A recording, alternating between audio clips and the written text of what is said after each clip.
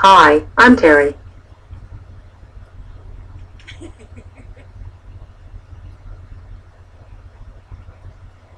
I'm sorry. I'm Terry. Will the real Terry please stand up?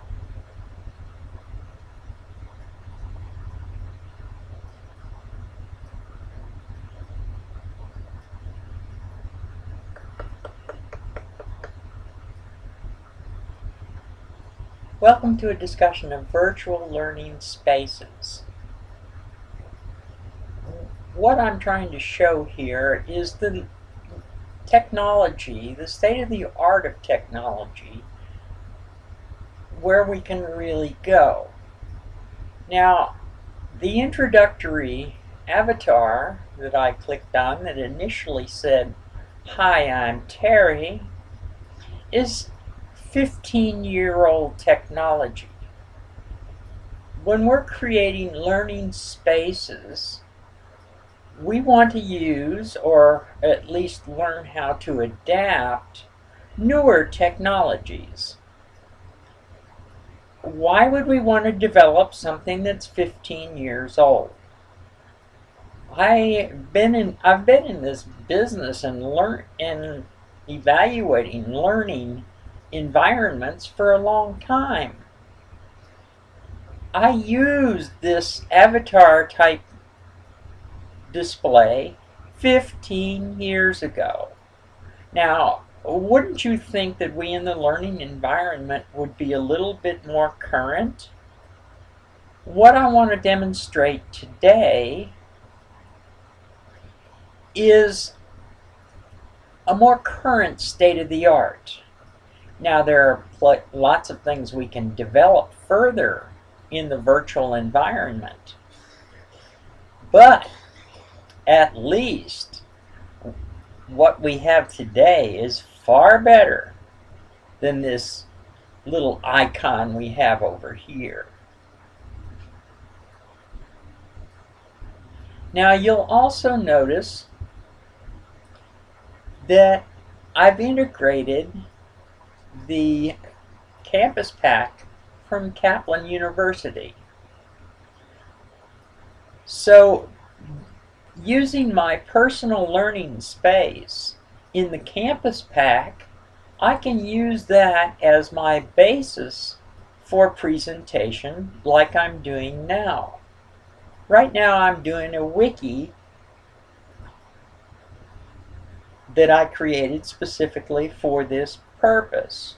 And I can create a multitude of wikis for any given learning situation.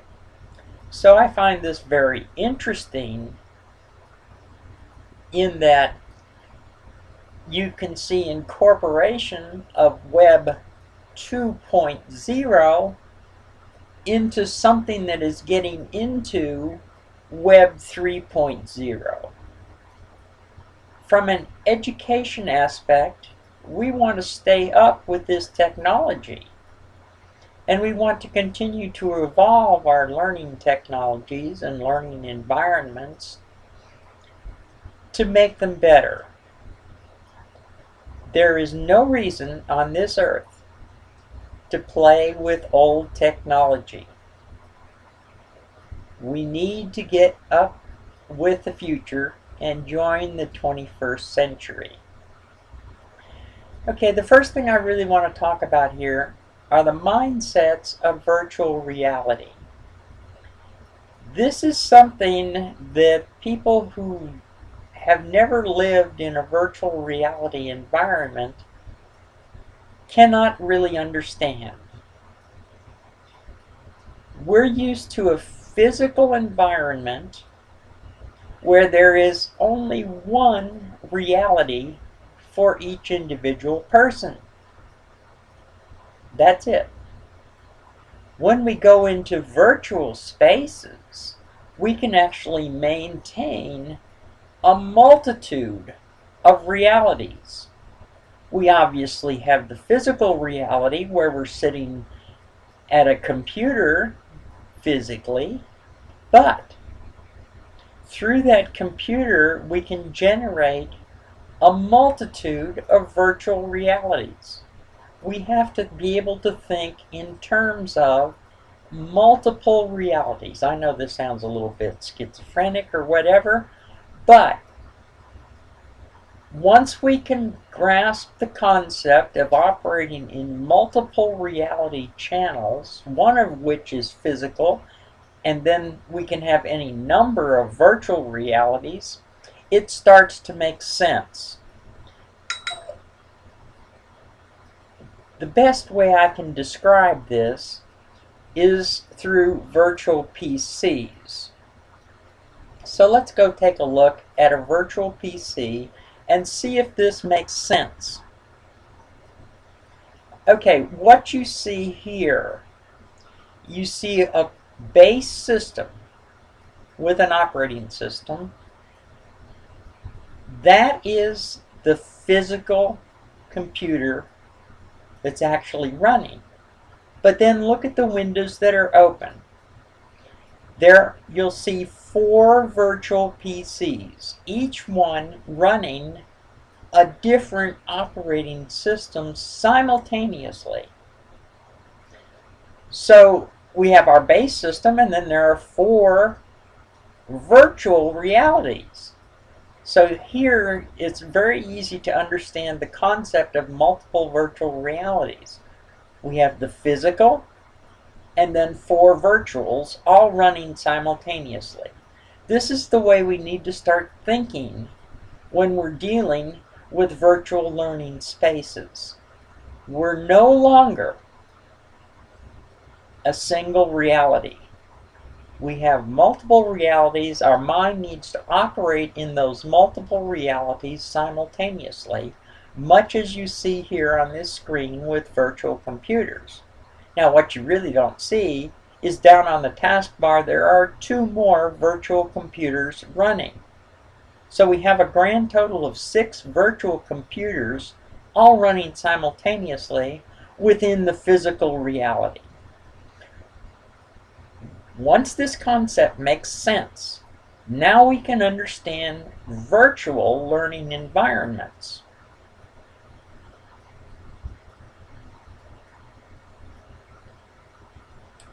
We'll go back to our original screen and continue to talk about this.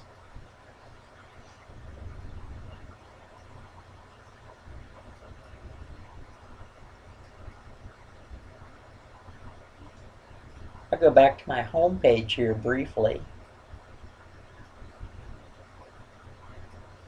And then I can go back into my rambling wikis and go to my virtual learning space.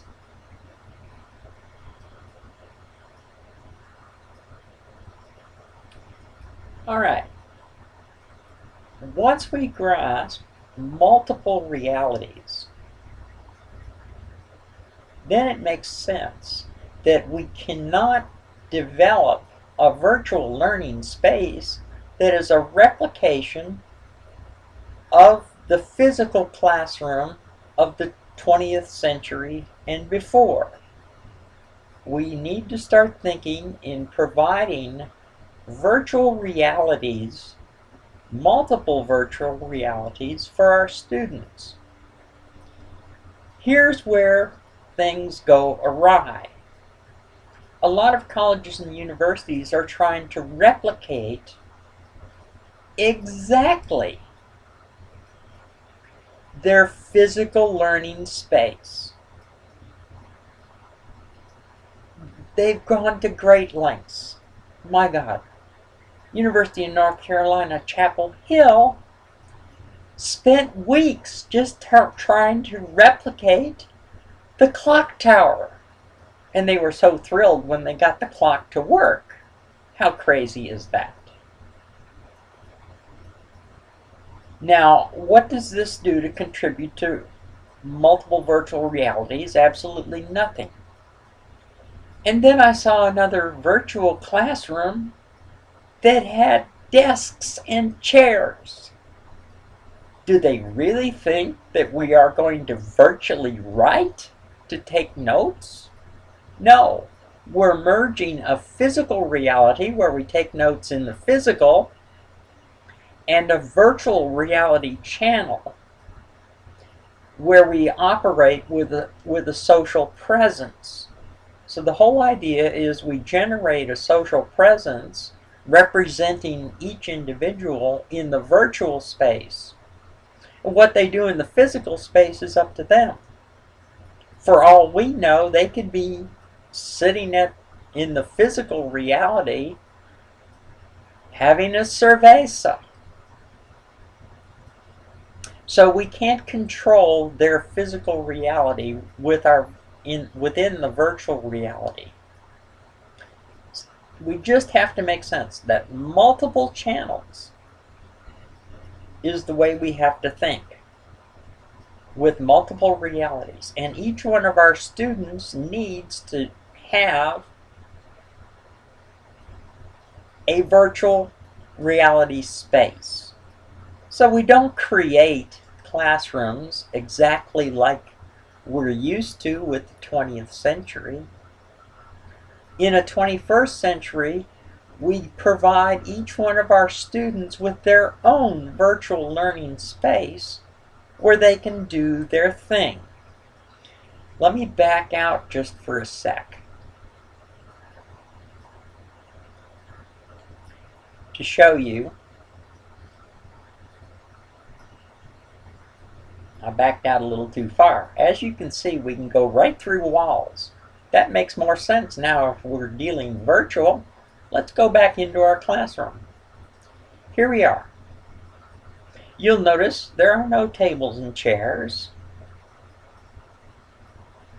What we have are multitudes of cushions, and I can create all kinds of these cushions. But each cushion represents a virtual space for our students to operate within. It's an important concept because once we give our students a virtual space within our classroom, they can conduct themselves like they would in a physical classroom. They generate their own representations of their reality, their virtual reality, and everybody else in the classroom can see it. You can see how we're generating presence, but each individual needs to establish their own presence. Very critical information. Now, over on the right side of your screen, and we'll take a look at it later, is a virtual chat space. It's an area where you can sit and actually conduct chats. Now, what's so interesting is that we can actually chat with each other. Only one person can chat at a time, and you have to turn your microphone off when you're finished. But that's not very hard to do, because down in the lower part of our screen we see the speak. We just speak, turn the microphone off, somebody else speaks, they turn their microphone off, and off we go. All you have to do is generate some sort of order to this whole thing, and you can actually sit and chat with each other. So you have your physical voice going out into the virtual reality space. This gets really interesting. It's a mindset that we have to develop. But anyway, over on the right side of the screen is a nice, comfortable with a fireplace and couches and a reading nook. It's sort of an informal area where we can just go talk or chat. We can also do it out in the classroom type area. But let me demonstrate one of these cushions. These are really cool because objects have animations built into them. And I very carefully selected these cushions for the animations they have in there. Now, once your students sit on a cushion, then they can manipulate their animations as they see fit. Let me show you.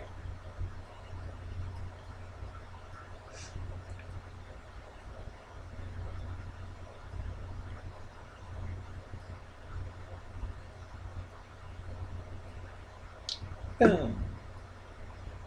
Let me go back in. Now, you can see here that I'm laying down. Now, the whole key to this is touching the object. And once you touch the object, which I have, then you have options that you can work with from this menu.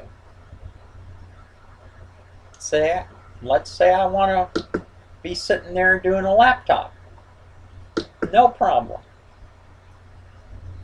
There I am. Let me little pan myself down here and zoom in.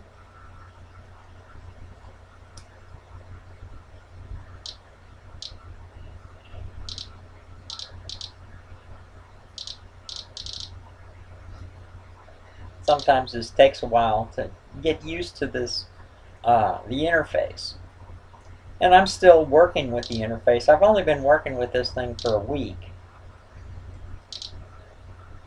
But anyway, there you see me working at my laptop. So you can see how the students can generate their own physical presence through their avatar and selecting how they want to present themselves to the rest of the class. Now I can go read a magazine if I want. Oh, there I am reading a magazine. I can go back into my menu and let's say I want to talk on the phone. Well, let me see. We'll do phone. There I am talking on the phone. Now this might be a little disconcerting if you're an instructor and you have students doing this. But you have to realize they're not physically doing this.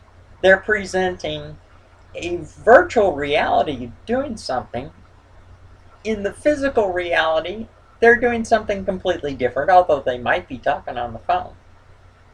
But they could just as easily be taking notes. So, as instructors, if we had this sort of behavior in class, we'd be going nuts. But we have to understand all the student is doing is presenting a different virtual reality in how that student is being perceived by the rest of the students. So let me change to another phone setting. Oh, there I am. And we can send text messages. There I am. Let me send text messages. I'm going to go back to the top, and you can see all these animations get very interesting. I can sit there and sit in several different ways on my cushion. So in other words, I'm giving students, through multiple animations, the capability to generate a virtual reality in the way they want to be perceived by the rest of the class. But this is social presence. We're expressing through body positions our social presence to everybody else, as well as through how we present ourselves with our animation or our avatar. Today's the weekend. Do you think I'm going to sit in a classroom in my typical real physical world classroom attire? Heck no, it's Saturday. This is the way I'm attired right now. In my physical space, I don't have shoes on. I'm wearing blue jeans and I'm wearing a red top. So what you see here is how I'm actually attired at this instant in time. In other words, I chose to present my physical reality in a virtual reality. Oh, let's change our sitting position. Let's go back to the top. Now, if our avatar has some food, we can be sitting here eating popcorn. But you would have to have the popcorn attached to your hand to be able to do that. Likewise with the drink. We could be sitting here drinking a drink. If we had a drink attached to our hand, I could go over here and find some kind of mango drink or something, and actually put it in my hand so I appear to be drinking. There's just an incredible amount of flexibility. How about if we do some music? Oh, let's just play the guitar.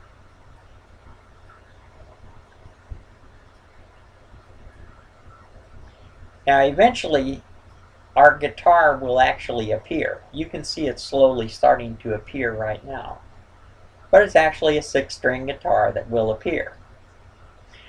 Or what happens if we're a little bit hyper? Let's go hyper. Oh, bounce on the cushions, just like the kids. Or I could sit there and go into a listening mode, where I'm listening to music. Now, I did promise you I'd give you some air guitar lessons. Let's do that.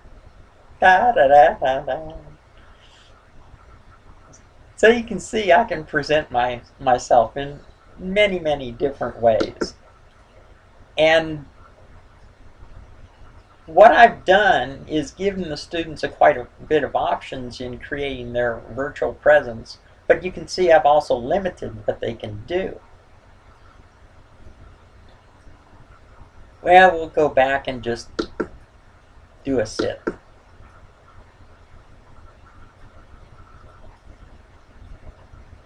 And let me pan around and show you the rest of the learning space. I have to remember that everything runs backwards here because I'm facing you.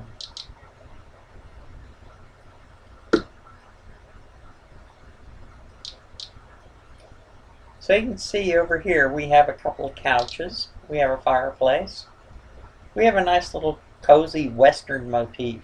You gotta understand, I'm in Texas. This is Texas. So welcome to my Texas virtual learning space.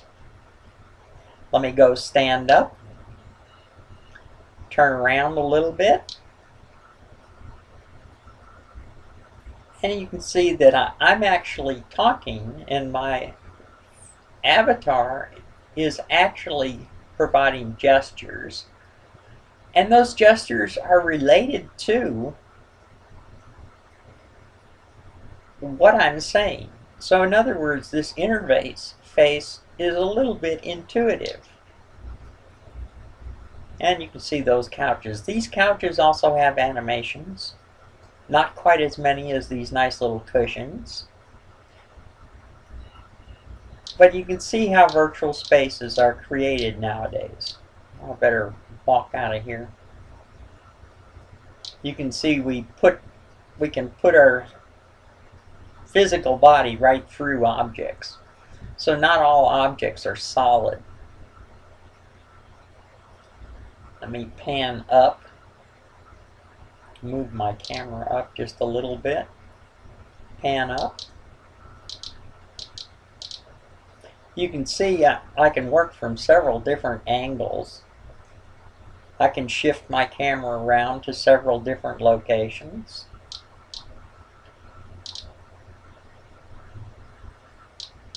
I can also change where I'm at. I can walk and jump. And just to give you some other ideas, I'm going to go walk back over here.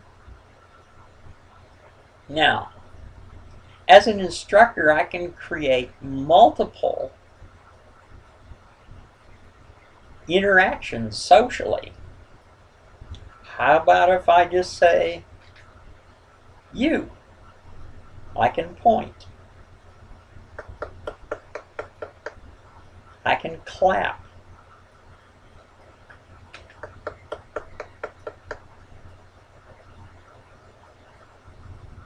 If somebody does something I don't want them to do, Hey! I can get their attention.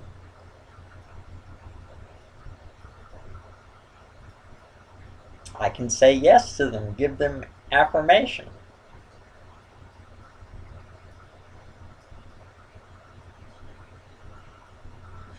I can smile at them. And of course, I can laugh. And if we really want to get kind of funky, I can sit there and dance for the class. I've got a lot of dance routines built in. Cool, huh? But you see how I'm creating a social presence by using animations and things to keep the class focused. Because again, remember, I'm working in two different channels. I'm working in a virtual reality channel, and I'm working in a real physical channel, both simultaneously. So what I'm actually doing is physically is completely different than what I'm doing virtually. Multiple channels. Once you start thinking in multiple channels, you will understand virtual learning spaces, because we're creating virtual realities.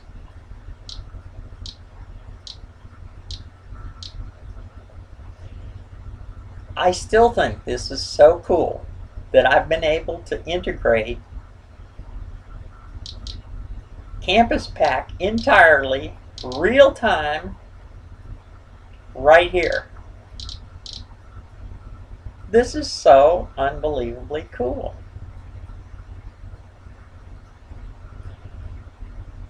Now, this is a complete web browser. I can go anywhere on the internet I want to. But what I've done is use Campus Pack to generate my own learning tools. And this is how any instructor can create, right from Campus Pack, their own lesson, and then use that lesson to launch all over the place. So you can see, if I have a repertoire of wikis, I can go to any of my wikis. I can go to any of my blogs. This is a completely different use than most people ever thought of. We have to operate outside the box. Let me change my view perspective into front view. Turn myself back around.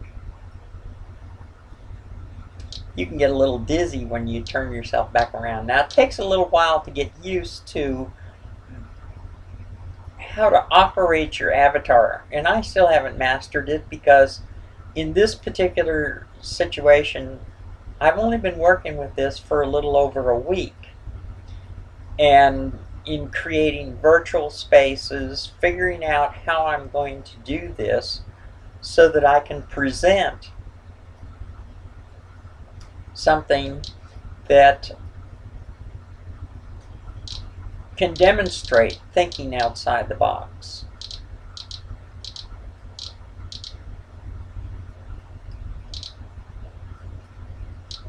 It's a little clunky, but you can get the idea. And as I practice more with this, in operating in these multiple environments, the better. So what we've seen here is how we can use advancing technologies and continue to go cutting edge in higher education, rather than working with stuff that's 15 or even 25 years old.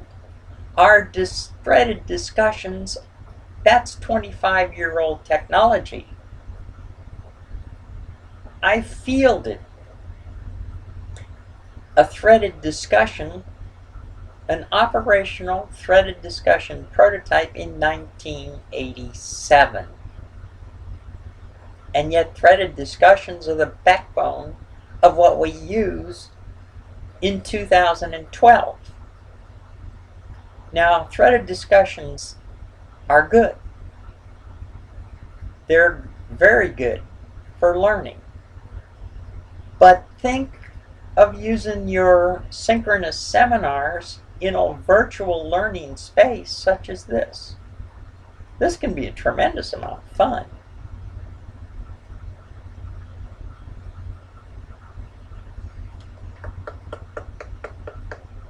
Yay! All right. Anyway, I hope I've given you some ideas in how we can think outside the box. And the very key point that I really want to make is a new way of thinking. We have to be able to think in multiple channels. Not only our physical channel, but multiple virtual channels. Once we understand that concept, then we start understanding how we're going to create virtual learning spaces. We're not going to replicate reality, not physical reality. We're going to facilitate creating a virtual presence for our students.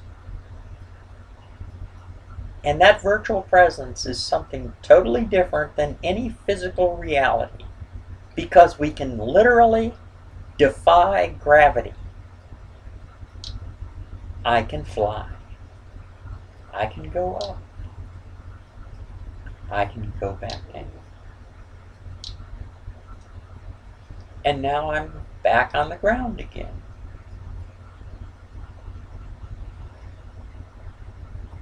In other words, the physical world is something full of limitations. In a virtual space, there are no limitations. I can pass through solid objects. I can fly. I can do things that you cannot do in physical reality. So virtual reality,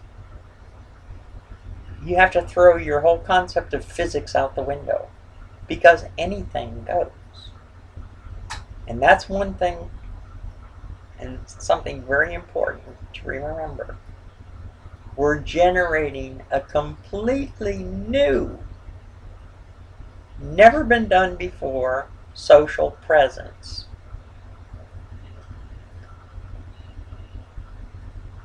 Let's go zip outside again. Well, I'm not really going to zip outside. I'll just go back to my world view here. There we go. But think of the possibilities. Think of the future, and think of a new way of thinking. We have to move outside the box.